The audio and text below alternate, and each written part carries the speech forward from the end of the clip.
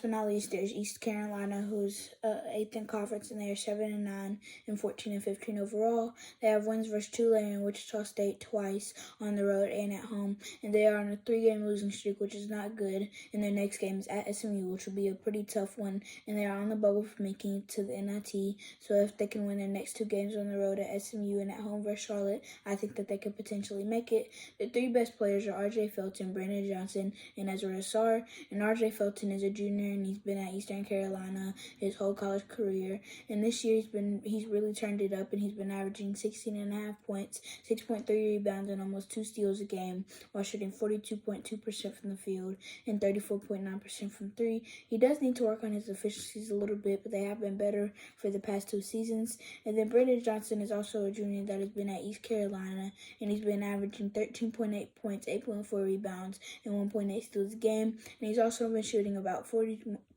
from the field and 35% from 3. He definitely needs to work on his efficiencies, especially since he's a big, and that'll help his team. Ezra Asar is only a sophomore, and he's averaging 11.4 points and 4.6 rebounds while shooting 50.3% from the field and 35.7% from 3. He is the most efficient person on the team, and 3-point efficiencies could be a little bit better, but he isn't really a 3-point shooter. And other than that, he's been really good this year.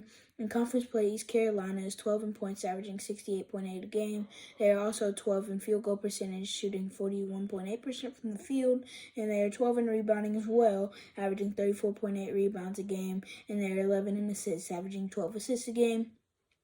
Last but not least, they're 5 in points, only allowing 68.9 points a game, which is pretty good, but their offense needs to be better. And that's why their point differential is in the negatives, and that's why they're losing a lot because of their defense, well, because of their offense. They aren't expected to make March Madness or the NIT, but they could potentially win their tournament to make it into March Madness. And even if they make it to the championship or win it, maybe the NIT, but never know. That's it.